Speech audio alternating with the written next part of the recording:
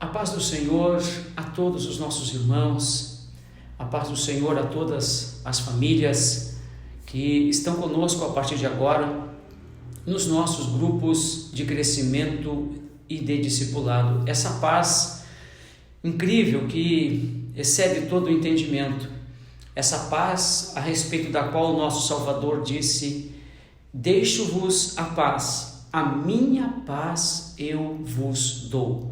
Então é com esta paz, é com esse jeito de abraçá-los, é com essa forma de cumprimentá-los, de saudá-los, que nós entramos na casa dos irmãos para estarmos juntos a partir desse momento, eu com você, com a sua família, por 15, 20 minutos, e depois da minha saída, a reunião prossegue e teremos aí em torno de 1 hora de reunião, a família na presença de Deus, a família servindo a Deus, a família frutificando e cumprindo todo o propósito de Deus na sua vida. Então, meu carinho a todos os irmãos, e eu os convido para orarmos a Deus agora e pedirmos que o Senhor seja conosco e que o seu Espírito, o Espírito Santo que está derramado sobre a igreja e derramado sobre você e sobre a sua família,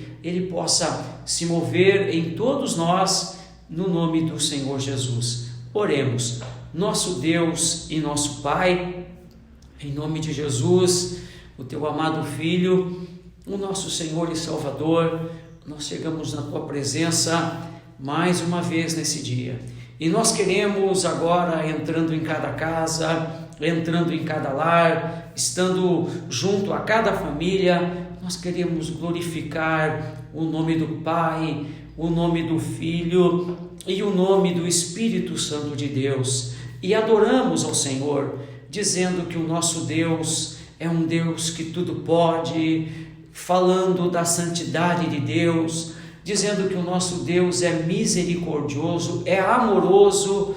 Enfim, nós adoramos ao Senhor por tudo que o Senhor é, por tudo que o Senhor representa para nós e por tudo que o Senhor faz a nosso favor. Nós também queremos agradecer a Deus por mais esta oportunidade e dizer, Senhor, de quão grande é esse privilégio de estarmos juntos, de quão imensa é essa honra de juntos nós podermos servir a Deus na nossa casa, na nossa família.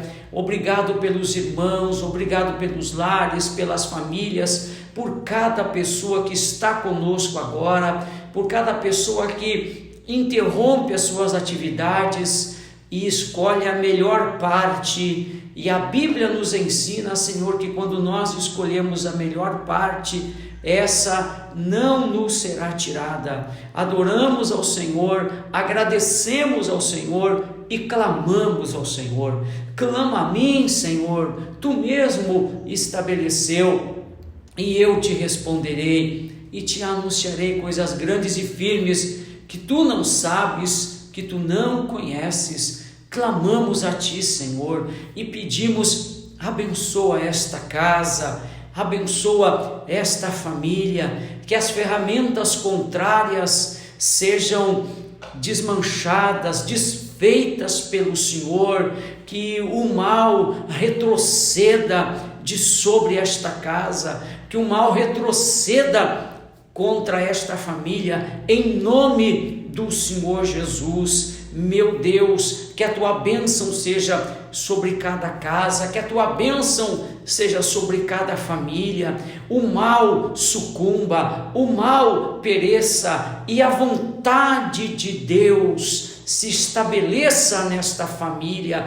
Abre os olhos do entendimento dos nossos irmãos, para que, voltando-se para ti, possamos todos estar no centro da tua vontade e vivermos o teu propósito. Abençoa a nossa reunião, cada momento da reunião, o louvor, os testemunhos, a ministração da palavra, o investimento financeiro. Nós amamos a Jesus e pedimos a bênção de Deus no nome do Senhor Jesus. Amém e amém.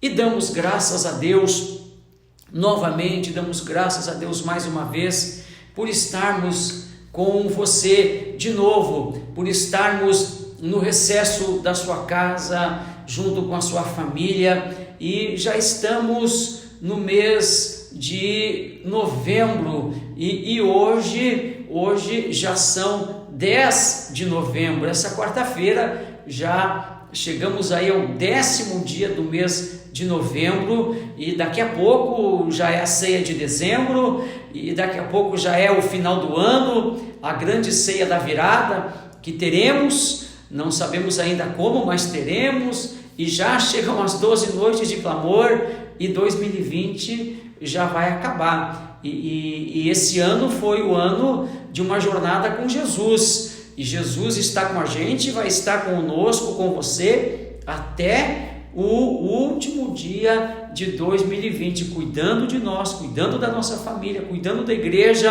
Por isso nós podemos dizer: Ebenezer, até aqui nos ajudou o Senhor. Então eu faço um chamamento a você para que nessa reta final do ano nós todos envidemos esforços e não nos cansemos, porque a jornada prossegue, e o amanhã nos reserva o melhor de Deus. O amanhã reserva para a igreja o melhor de Deus. E eu quero chamar a sua atenção e convocar você como seu pastor, chamar você para as nossas atividades que nós temos ao longo desta semana. Na sexta-feira nós temos os nossos cultos da sexta-feira, que são cultos diferenciados. Na sexta-tarde nós temos a tarde da bênção, uma volta,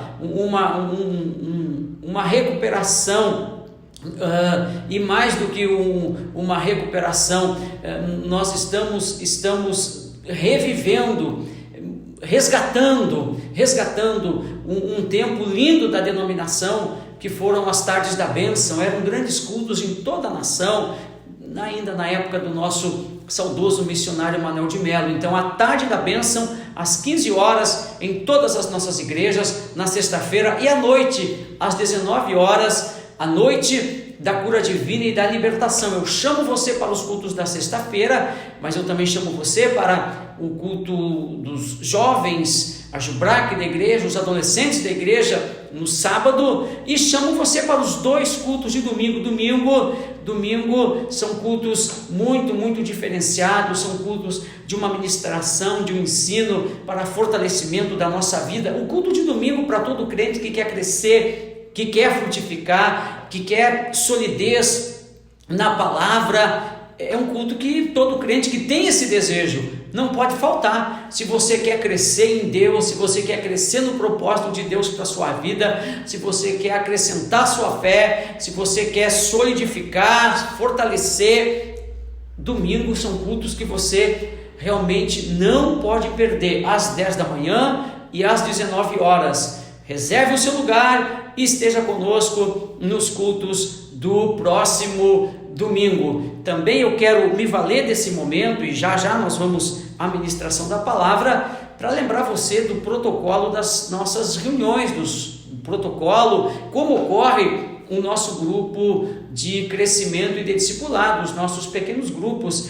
A gente está começando agora sempre com a presença do pastor, na sequência da saída do pastor, então a reunião continua, a sua família prossegue aí servindo a Deus, cultuando ao Senhor, e aí vem o momento do louvor, e mesmo que não hajam levitas na sua casa, você deve louvar, você deve cantar, busque mecanismos para isso, se valha de condições adicionais, mas louve ao Senhor aí com a sua casa, com a sua família. Depois do louvor vem o compartilhamento e o testemunho, são 2 momentos juntos, o compartilhar ou o testemunhar. O testemunhar é alguém que foi alcançado por uma bênção, por uma vitória, trazer esse testemunho para glorificar a Deus e fortalecer a fé dos irmãos do grupo, da família toda. O compartilhar é aquela parte da escritura, da palavra, da mensagem do domingo que marcou, que falou, que mexeu com você, que você disse, poxa, eu não tinha me apercebido disso, que coisa tremenda, como Deus falou comigo nessa parte. Então esse é o compartilhar da palavra. Depois vem a exposição bíblica. Aí alguém da sua família vai trazer a pregação, não, vamos usar esse termo, vai trazer a pregação daquilo que o pastor falou no domingo. Depois vem a oração, onde oramos uns pelos outros, e por fim a gente finaliza com a parte financeira, consagrando dízimos, ofertas e primícias ao Senhor. Então não esqueça, anote aí o protocolo das nossas reuniões de família, dos nossos grupos de crescimento e discipulado, enfim, dos nossos pequenos grupos que já são conhecidos. Esse protocolo é conhecido de todos nós, mas esporadicamente eu sempre faço questão de frisar isso aqui para os irmãos. E agora vamos à palavra de domingo, essa pregação sobre o Evangelho de João, e nós já vamos lá. Eu então convido você para abrir a Bíblia, abrir a palavra de Deus no Evangelho de João, no capítulo 15. Eu não vou fazer leitura porque são muitos versículos, eu estou aqui cuidando o relógio para não me exceder muito e não tomar muito tempo da reunião da nossa casa, da nossa família, da sua casa, da sua família. Essa pregação nós começamos no dia 1º de novembro, que foi o domingo da ceia, e nós pregamos essa palavra nos 3 cultos de ceia, e domingo passado, agora domingo dia 8 de novembro, então nós fizemos o fechamento. Nos 2 cultos fizemos o fechamento, e o fechamento foi feito onde nós ministramos, onde pregamos sobre os 4 períodos da permanência em Cristo, as 4 fases da permanência em Cristo, porque a mensagem que veio sobre a igreja nestes 2 domingos foi a permanência em Cristo. Nós abordamos tantas e tantas situações e que realmente são um desafio para nós como igreja, a gente permanecer em Cristo, a igreja permanecer em Cristo pura, genuína, santa, imaculada, sem se deixar corromper, sem se deixar manchar, sem se deixar macular. Olha, isto realmente é um desafio, e nós aprendemos que existem fases da nossa permanência em Cristo, e a primeira delas eu chamo de fase inicial, período inicial, que é o período do ramo, quando a oliveira brava, destacada pelo apóstolo Paulo, ela é enxertada na videira. Então essa é a primeira fase, a fase do ramo, o período que a pessoa se converte, ela chega na igreja e ela se depara com uma nova cultura, um novo jeito de falar, um novo jeito de se comportar, novas atitudes, e ela é confrontada porque a cultura da sociedade, a cultura do mundo é diametralmente oposta à cultura da igreja, a cultura do evangelho, da palavra. Então essa fase é uma fase realmente difícil, muita gente não consegue passar dessa fase e acaba caindo, acaba se desviando, se afastando do Senhor, porque é uma fase de mudança, é uma fase de transformação, uma fase de adaptação, é uma fase de renúncia. Mas esta fase é muito importante, porque nós deixamos de ser uma oliveira brava e somos absorvidos pela videira, então passamos a fazer parte da videira, que é o Senhor Jesus. Passando essa fase, que é a fase inicial, nós então chegamos no segundo período, na segunda fase, que é a fase do aprendizado.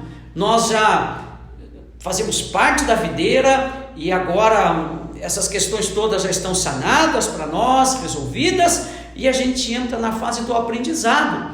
E aí nós passamos a ser considerados discípulos do Senhor Jesus. Passamos a fase inicial, não perecemos, conseguimos vencer, permanecemos em Cristo, e agora somos discípulos. E aí, na vida do discípulo tem condições, não é qualquer um que pode ser discípulo do Senhor Jesus.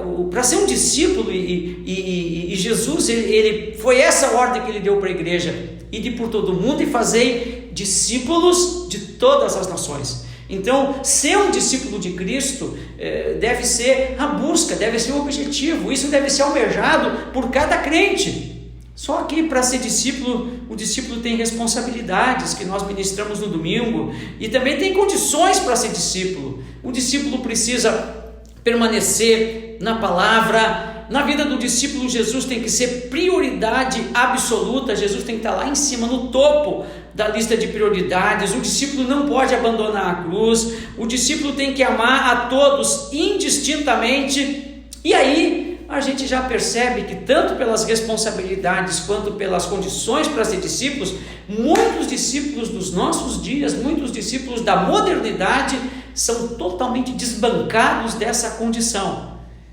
É preciso ser um discípulo de Cristo. Conseguindo nos tornar discípulos de Cristo, a gente entra numa outra fase, que é a fase da semeadura. Essa fase eu chamo de servo.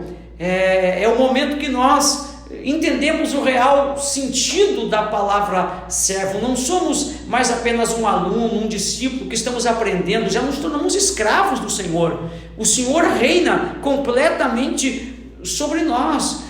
Agora nós não queremos saber de privilégios, de honrarias, nada disso. Nós agora somos servos e nós entendemos que a nossa vontade ela é secundária ante a vontade do Senhor. O nosso direito é subtraído pelo direito divino. O que eu quero é vencido pelo querer de Deus, pelo querer do Senhor. Essa é a fase do servo, a fase da semeadura. E o servo ele tem algumas coisas que acontecem com ele que ele precisa entender. Por exemplo, o Senhor não fornece explicações ao servo, o Senhor manda e o servo obedece, mas ele está semeando. O servo, quais os direitos do servo? Apenas os direitos que seu Senhor lhe concede. O servo, ele é o primeiro? Não, o servo ele se contenta e fica feliz em ser o último. O servo ele também não espera qualquer agradecimento, elogio ou retribuição. Outra coisa, o servo ele faz tudo o que lhe mandam. E o servo, depois de fazer feito tudo, ele tem que dizer: servo inútil sou, porque fiz somente aquilo que era para fazer. Como a gente viu, não parece nada agradável ser um servo, ser um escravo do Senhor, mas para isso fomos chamados. Mas essa é a terceira fase, esse é o terceiro período da permanência em Cristo. E qualquer pessoa que queira, que deseje permanecer em Cristo, meu irmão, precisa estar disposta a ser um servo, precisa estar disposta a ser um escravo do Senhor. Não é atraente ser servo, os holofotes nunca estão sobre os servos. Se a pessoa gosta de reconhecimento, ela vai ter dificuldade de ser um servo. Se ela não vive sem elogios, ela vai ter dificuldade de ser um servo. Se ela não vive sem aplausos, ela vai ter dificuldade de ser um servo. E se ela não conseguir ser um servo, ela não vai conseguir permanecer em Cristo. Seja servo, essa é a terceira fase, o terceiro período. Mas quando ela passa a fase de servo, então ela entra na quarta fase, que eu chamo de fase da colheita. E nessa fase ela começa a receber, ela começa a colher os frutos das demais etapas da permanência em Cristo, das demais fases da permanência em Cristo. E agora, na fase da colheita, que eu chamo da mais excepcional das fases, ela é chamada de amigo de Deus. Foi o que Jesus disse em João capítulo 15: vocês são meus amigos. Raríssimas, poucas as pessoas que na Bíblia receberam esse título. Abraão, por exemplo, ele foi chamado de amigo de Deus. Mas agora, na nova aliança, em Jesus, todos nós temos a possibilidade de sermos considerados amigos de Deus. Permaneça em Cristo e você vai ser considerado amigo de Deus. Agora, para ser amigo de Deus, tem que ser inimigo do mundo. Tiago capítulo 4, versículo 4: adúlteros, vocês não sabem que a amizade com o mundo é inimizade com Deus? Quem quer ser amigo do mundo, faz-se inimigo de Deus. E aí nós chegamos a um grande desafio para a igreja hoje. A igreja flerta com o mundo, crentes estão flertando com o mundo. Essa associação é perigosa e é destruidora. Então eu quero fechar dizendo para você: busque a amizade de Cristo. É o maior título que a gente pode receber ao longo da nossa vida. Que o Senhor te abençoe. Talvez você seja recém um ramo, ou talvez você já seja um discípulo, ou talvez você já seja um escravo, ou talvez você já tenha chegado na fase mais excepcional, amigo de Deus, amigo de Jesus. Independente da fase que você está, permaneça em Cristo. Precisamos permanecer em Cristo, independente do que acontecer. Permaneça em Cristo. Que Deus lhe abençoe. Uma excelente sequência de reunião. E como eu sempre digo, a paz do Senhor.